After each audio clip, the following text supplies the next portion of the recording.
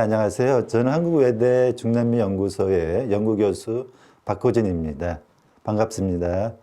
네, 처음으로 이렇게 안데스 철학에 대해서 국내에서 소개하게 돼서 저는 굉장히 기쁩니다. 어떤 면에서는 제가 안데스 철학의 국내에서는 제 1인자라고 할 수 있는데, 말이 1인자지, 제가 혼자 연구하고 있기 때문에 아마 제 1인자라고 할 수 있는 것이죠. 물론 서울대에서 몇몇 선생님들이 안데스 전통 사상에 관해서 연구를 하고 계시고, 부산외대 교수분도 정치적인 측면에서 안데스 지역 전통 사상을 연구하고 있지만은 인문학으로서, 철학으로서 안데스 철학을 연구하는 경우는 국내에서는 제가 아마 처음이고, 아마 거의 제가 10년 정도 연구를 했을 겁니다. 그리고 이러한 연구를 하게 된 것은 그 다음 페이지 넘어가 보면 아시겠지만은 안데스 철학이라는 것을 연구하게 된 가장 큰 시발점은 서울대 선생님들이 먼저 안데스 전통 사상을 국내에 소개했을 경우에도 그 기점이 됐던 것이 2008년에 에콰도르 헌법과 2009년 볼리비아 법에서 그 안데스 전통 사상에 기반한 파차마마라는 개념을 헌법에 집어넣었기 때문에 많은 사람들이 관심을 갖게 되었습니다. 파차마마라는 것은 뭐냐면은 파차가 돼지란 뜻이고 마마가 엄마란 뜻이니까 돼지의 여신, 지모신이라는 것이죠. 그러니까 지모신에게 법적인 권리를 부여한다는 내용입니다. 그래서 이게 그저 그런가 보다 이상하다 생각을 하겠지만은 사실은 굉장히 큰 문제인 것이죠. 굉장히 파격적인 헌법인 것입니다. 그렇기 때문에 국내 학계뿐만 아니라 전 세계 학계에서 이것을 이 헌법과 이 전통 사상을 관심을 보였고, 그러면서 터져나온 문제가 안데스 철학을 철학으로 봐야 되느냐 안 봐야 되느냐에 대해서 여러 가지 논란이 있지만, 저는 이렇게 제 개인적인 의견이지만은 적어도 잉카 제국의 전성기에 4만 킬로의 도로망을 건설했는데, 4만 킬로면 사실은 그 비단길, 실크로드가 1만 킬로, 2만 킬로니까는 훨씬 더 복잡한 도로망이죠. 그리고 로마 전성기에 도로망도 아마 포장도로로만 치면은 거의 필적할 겁니다. 그쪽도 4만, 이쪽도 4만이라고 볼 때, 물론 그 도로망을 누가 일일이 완벽하게 확인해서 그 킬로미터 수를 잰 건 아니죠. 그러나 거의 필적한다고 볼 때 그 정도의 큰 도로망과 도시들을, 기획 도시들을 건설했다면은 당연히 기하학이나 그러한 데 대한 인식이 지식이 있었을 뿐만 아니라 또 그걸 바탕으로 해서 철학적인 사고도 충분히 있을 수 있지 않을까라는 판단을 저는 하고 있습니다. 그래서 아까 설명드린 대로 안데스 철학이라는 것은 기본적으로 안데스 산맥 주변을 터전으로 해서 원주민들이 이룩한 사고이고, 아까 얘기한 대로 반만년 됐으나 실제로 부각된 것은 최근의 일이죠. 그래서 안데스 원주민의 전통 사상, 지금 에콰도르나 볼리비아 가도 그분들이 시민들한테 물으면 그게 뭐예요? 라고 묻는 경우가 많습니다. 그 이유는 뭐냐면은 첫 번째는 1492년부터 약 500년간 식민지 지배를 받았죠. 스페인 식민지 지배를 받으면서 우리나라도 식민 지배를 받았지만 그래도 문화 말살 정책을 폈다 그러지만은 그래도 그냥 사람의 문화 정도로는 취급을 해줬지, 우리 문화를요. 그러나 사실 스페인인들이나 오늘날 우리들의 사고의 입장에서 보면은 이 잉카 제국 이전의 그 안데스 지역 사람들의 사상이 아니었죠. 그냥 유치한 원시인들의 사고였고, 무시되어야 할 사고였고, 많은 탄압이 있었습니다. 그래서 완전히 그 전통이 무너졌다고 볼 수 있죠. 500년간요.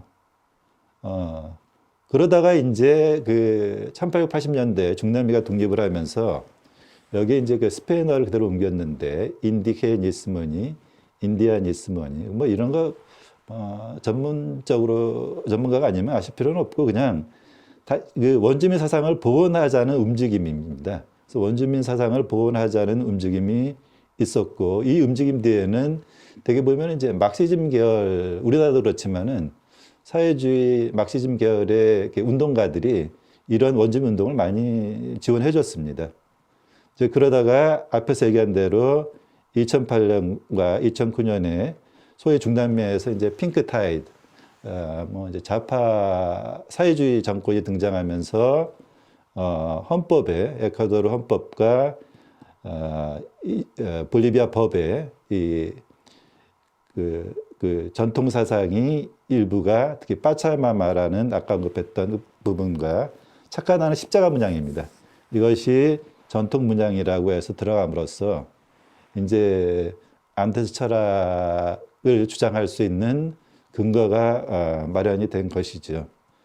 근데 여기서 이제 예민한 문제는 뭐냐면 아까 제가 언급을 했는지 모르겠지만은 헌법에서는 이것이 딱 정의가 됐는데 이걸 집행할 때 보면은 어떤 법을 집행하기 위해서는 물론 법조문도 중요하지만은 그것을 배경으로 한 배경적인 지식이라든지 철학적인 근거가 있어야 되는데 사실은 뭐냐면은 그 전부터 인디게니스모니, 인디아니스모니 또는 그 전에 사람들이 중남미 문학가이든 학자들이 연구를 했다 그러지만은 근본적으로 안데 철학에 대해서 무엇인가가 정의가 안 되어 있기 때문에 이게 상당히 예민한 문제입니다.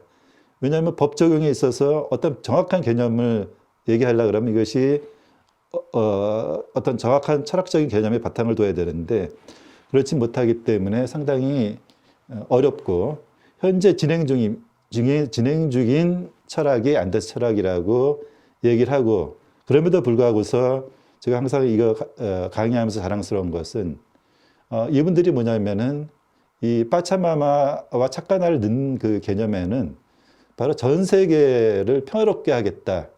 거기는 어떤 얘기가 있냐면은 얘기가 좀 길어질 수 있겠지만은 대부분의 뭐 동아시아 철학이든 서구 철학이든 모두 북반구의 철학이다. 그러나 우리는 남반구의 철학이다. 남반구의 철학은 북반구의 철학하고는 다르다.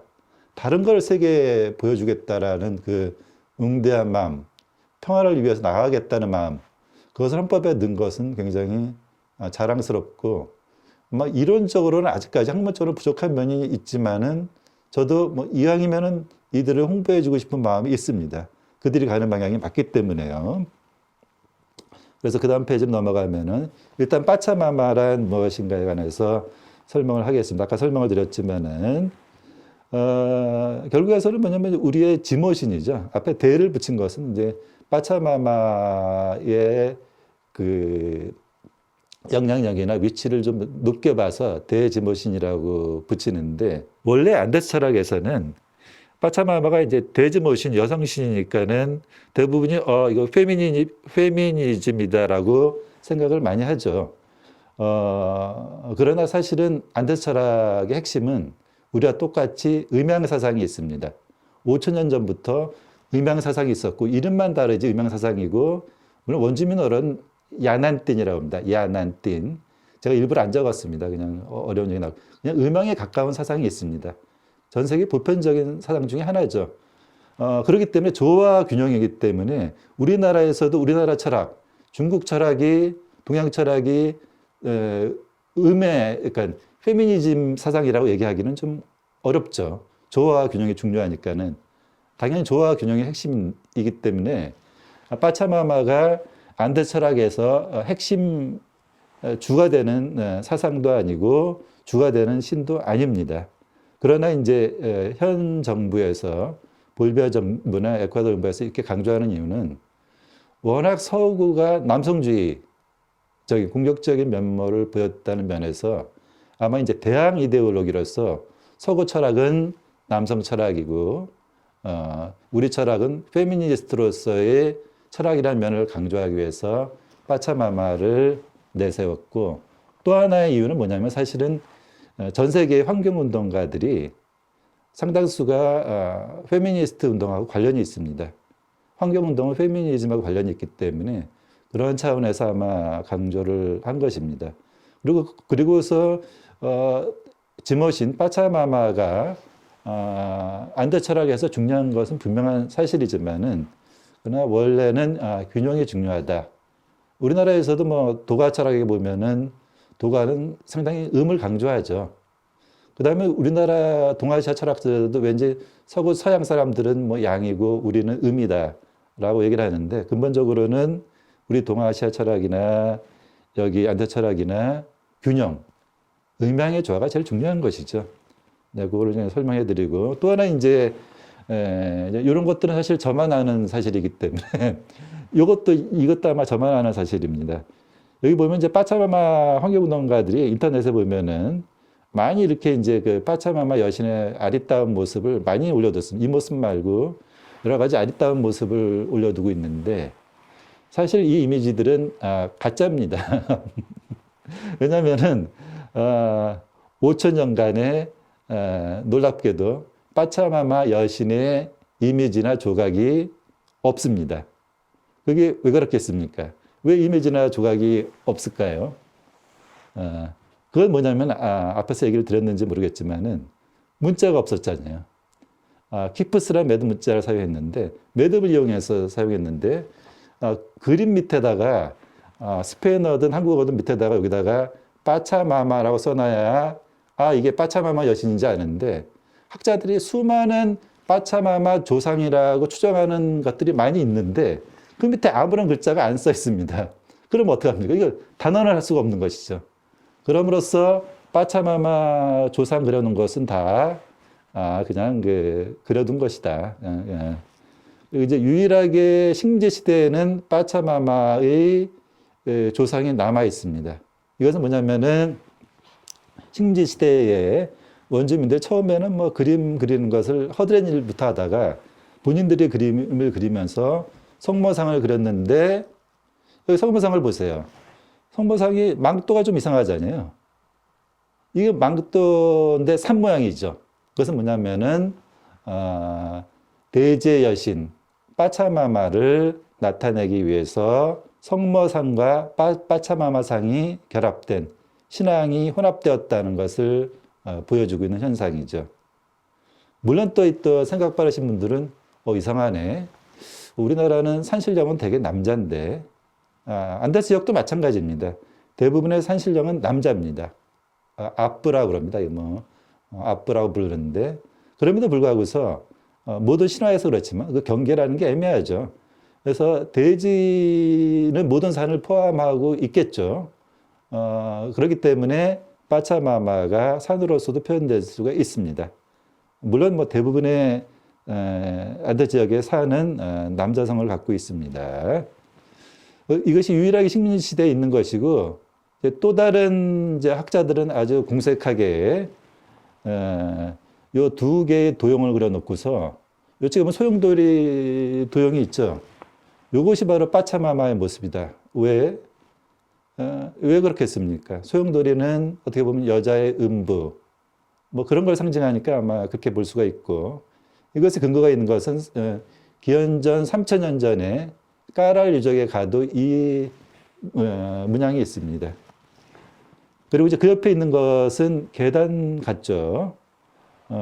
근데 뭐냐면 안데스 지역 전역이 산악지대이기 때문에 계단밭으로 농사를 지었죠.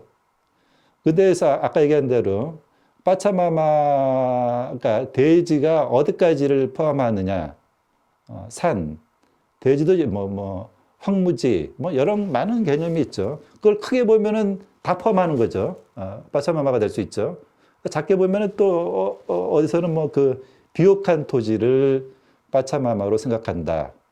그러면 아마 비옥한 토지, 생산력 있는 토지는 아마 계단밭이겠죠. 그래서 계단밭의 이미지도 역시 파차마마다라고 주장을 합니다. 그리고 파차마마를 확대시켜서 아까 환경운동가들은 가이아와에 맞먹는 그런 의미로도 해석을 하는데 그래서 이제 원래 안데스 철학하고는 조금 다른 것이고 물론 그렇게 이제 우리나라에서 도교에서도 음을 강조하는 것은 맞을 수도 있으니까 틀렸다고 할 수는 없죠. 그다음에 이제 식민지 시대의 연대기 작가 이제가 그린 빠짜꾸티 얌끼라는 분이 아주 엉터리로 막 그린 것 같은데 이 그림이 굉장히 중요합니다. 왜냐하면 적어도 이 밑에다가 스페인어로 빠차마마라고 써놨기 때문에 빠차마마네. 근데 딱 보면 놀라운 사실이 빠차마마가 지구처럼 그려져 있어요.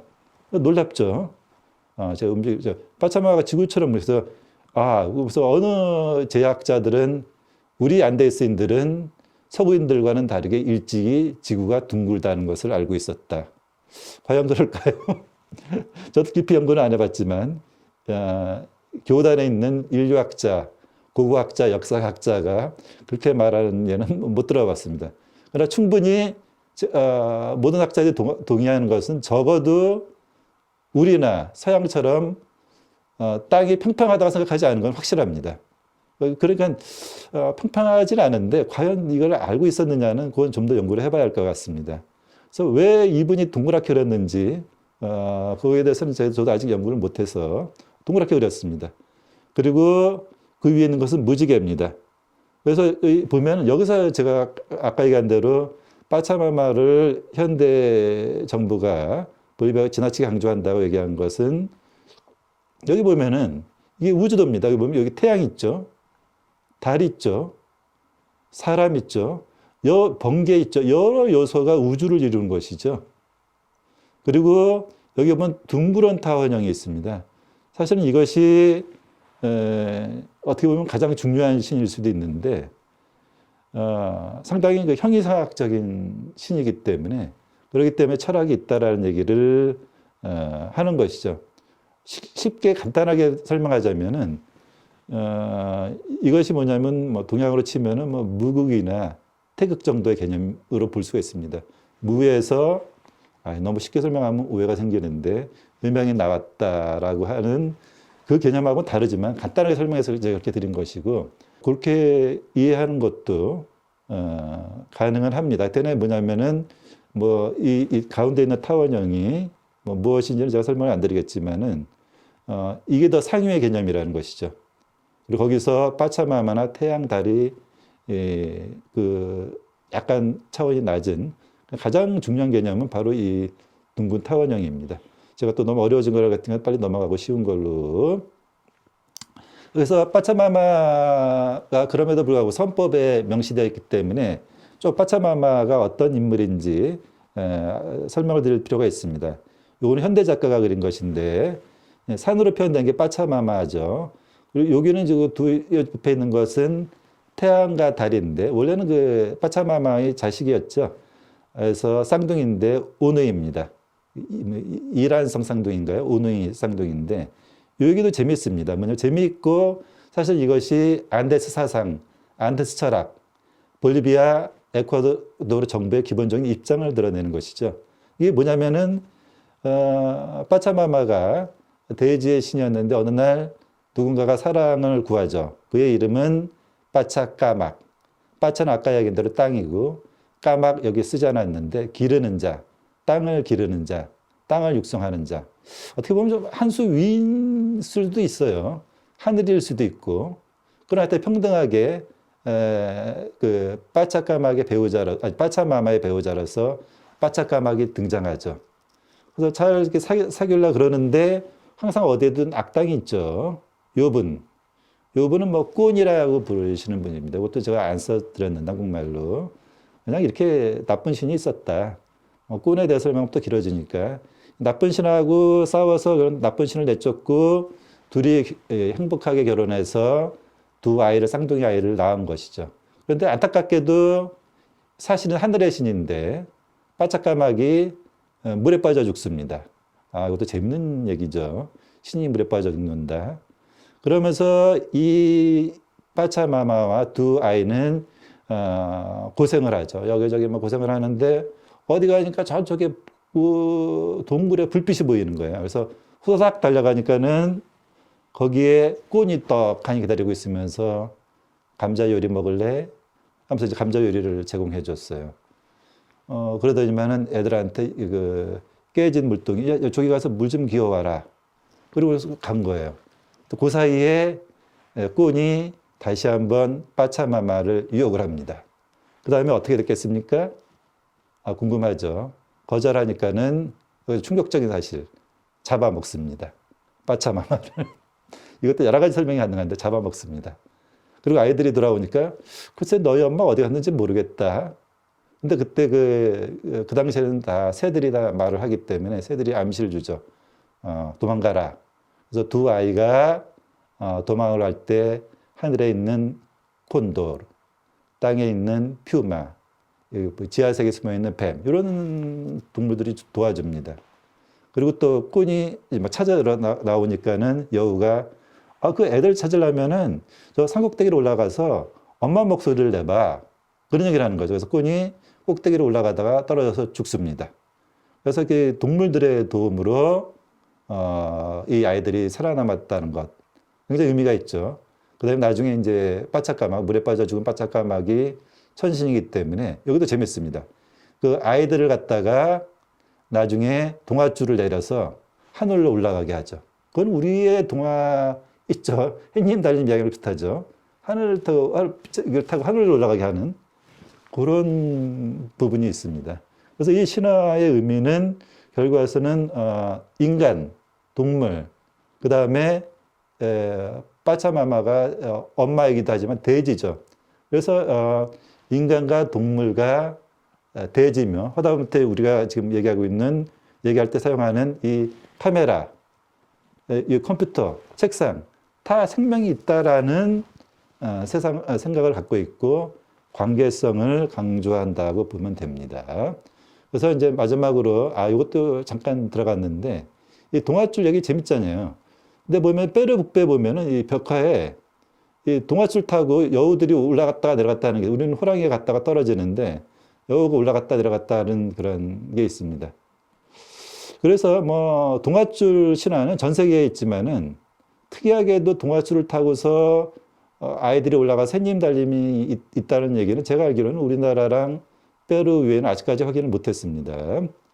자, 그 다음에 이제 가장 핵심이 되는 안데스 철학의 기본 원리 굉장히 간단합니다. 그냥 아까 얘기한 대로 의망이 있다. 의망의 개념은 제가 가서 확인해 봤지만은 우리보다 훨씬 더 강력했던 것 같아요. 모든 것이 의망이 있다라는 그 여성성과 남성이 있다는 거. 그래서 작대기를 하나 딱 꺼서 이것을 상보성이다. 재밌는 것은 뭐냐면은 여기서 조세프 이스터만이라는 분이 이제 설명한 원리인데 아시겠지만 이분은 유럽 분입니다. 유럽 분인데 아마 선교사 그런 거로 가셔갖고서 10년 이상 하여튼에 이제 안데 지역에 살면서 책을 내신 것이죠. 안데스 철학이라는 책을 내신 것이죠. 사실 페루나 볼리비아 학자들도 알고 계셨지만은 이분이 딱히 설명하니까 편하잖아요. 이렇게 딱 두 가지만 하면 된다. 절대 상보성, 의망의 개념, 그다음에 위아래의 개념이 있다. 이 사람이 이것을 상응성이라고 불렀는데 위아래 개념이 있다. 이 딱 두 가지를 설명하면 모든 그 유적지에 가면 모든 게 다 설명이 됩니다. 기본적으로 마을이나 도시는 항상 위와 아래가 있습니다. 위아래 구조로 되어 있고 결국에 와서는 그것이 단지 지역적인 구분일 뿐만 아니라 계급의 구분일 수도 있죠. 위아래 구분이 있고 그 다음에 좌우 남녀의 구분이 있다는 거예요. 상보적인 구분이 있다는 것이죠. 그래서 여러분이 쿠스코에 혹시 가보시게 되면은 쿠스코 도시 모양이 흔히 뭐 그 표범 모양으로 되어 있다는 얘기 많이 하는데 핵심은 이겁니다. 도시가 이렇게 4분돼 있어요. 그리고 4만 킬로의 모든 도로도 이 4분된 도로망에서 출발하는 거죠.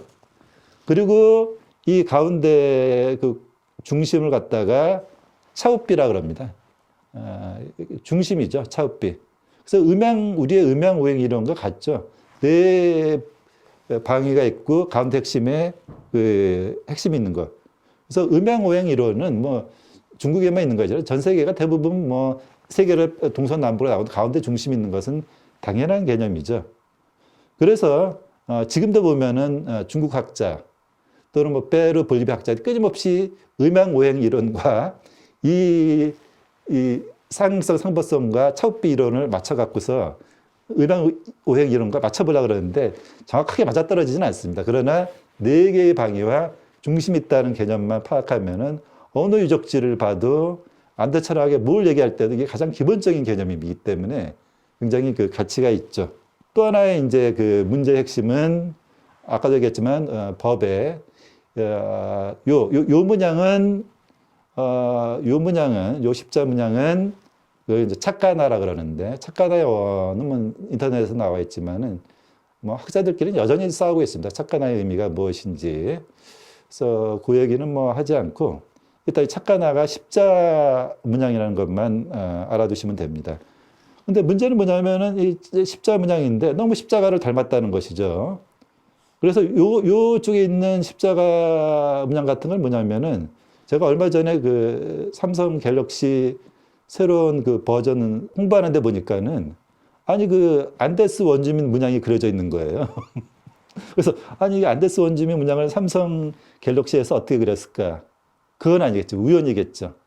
그러니까 이렇게 보편적인 문양을 갖다가 누구나 그릴 수 있는 문양을 갖다가 안데스 전통 문양이라고 얘기할 수 있느냐. 그리고 십자가와의 관계는 어떻게 됐느냐. 라는 문제를 제가 제시하기 위해서 이쪽에 있는 그냥 제가 아무데나 교회에 저걸 찍은 것입니다.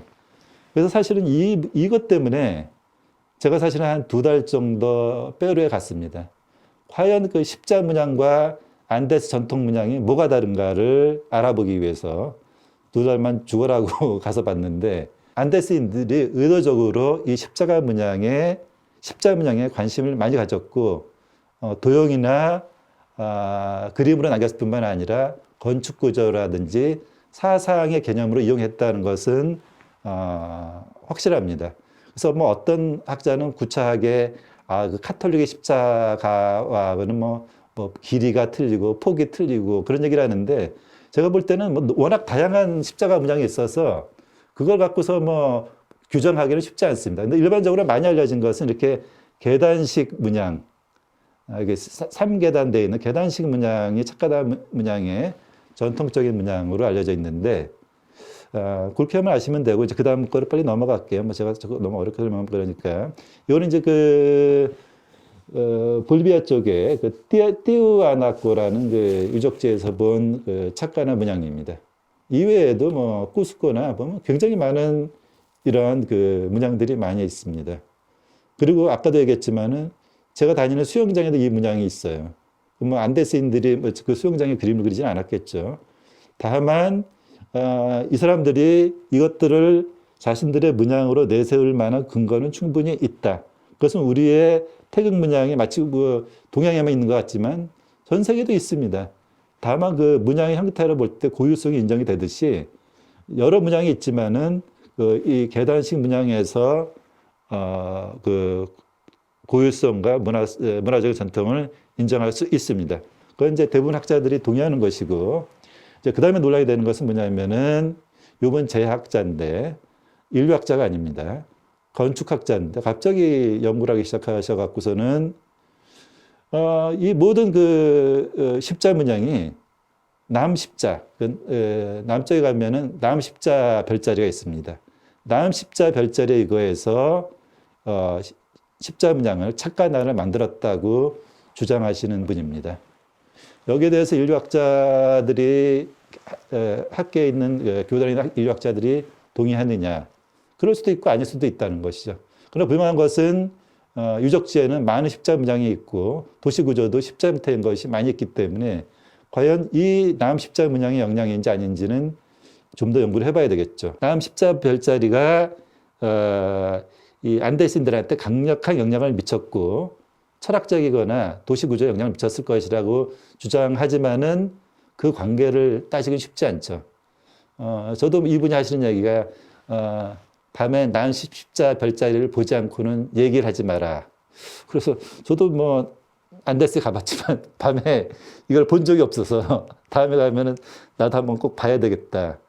그래서 그리고 여기서 또 강화해서 하시는 분들은 요 가로에 십자가 보면 가로의 십자 면이 있고 세로 면이 있잖아요.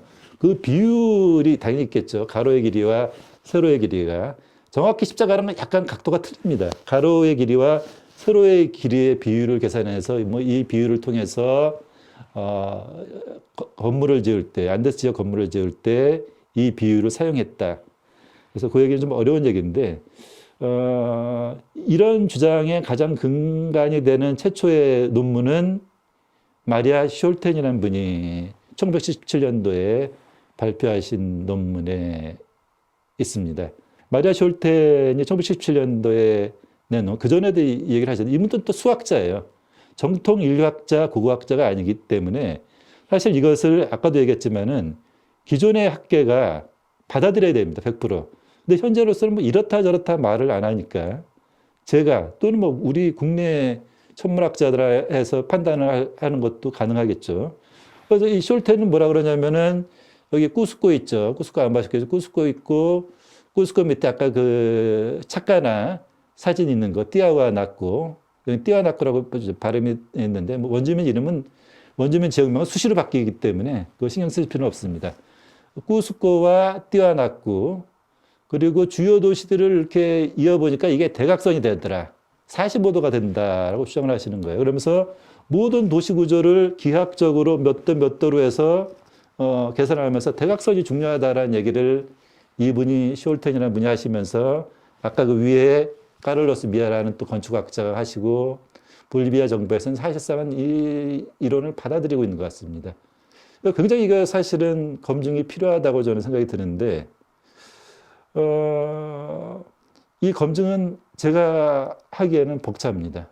아마 그 기존 학계의 페루나 그쪽 지역의 인류학자나 역사학자가 해야 되고 국내에서는 뭐 제가 협업을 해서 국내 인류학자나 천문학자나 수학자랑 같이 협업을 해야 될 문제인데 함부로 단언하기가 틀렸다 맞았다 단언할 수가 없는 문제이긴 하지만은 한 가지 제가 배운 점은 뭐냐면은 이분이 뭐냐면은 진리는 대각선이다라는 얘기를 하세요. 원주민어에서 책가, 제가 일부러 안 적었는데 책가는 진리고 책가 알루바는 대각선입니다. 그래서 진리는 대각선이라고 얘기를 해서 야 이건 뭐 무슨 얘기냐. 그래서 그걸 검증하는 데는 시간이 필요하겠지만 적어도 제가 하나 깨달은 점이 있다면은 우리는 너무나 진리하면은 수직 수평으로만 생각하고 있죠. 그러나 뭐 최근에 제가 아는 학자만 해도 서양학자 중에서 들레주도 대각선, 사선의 중요성을 얘기를 했습니다. 그리고 따지고 보면 서양 철학에서나 수학에서의 사선, 대각선은 굉장히 중요합니다. 그래서 그 의미를 다시 짚어봐야겠고 그 의미를 짚어보는 거와 별도로 이것이 사실인가 아닌가는 전문가들이 검증을 해야 될 문제입니다. 그런데 또 재밌게 국내에는 그 게리 어튼이라고 우리나라에서는 뭐 굉장히 인정받는 인류학자인데 또 그쪽에서는 그렇게 별로 인기 있는 학자는 아닙니다. 근데 이분도 역시 최근에 2020년도에 뭐냐면은 남반구에서 보면은 은하수가 대각선으로 보인다는 거죠.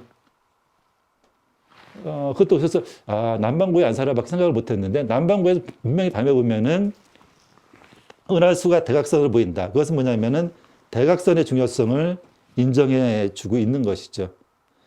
그래서 대각선이 중요하다는 것은 사실 아까 꾸스코를 이해할 때 설명을 했지만은 꾸스코를 이해하는 것은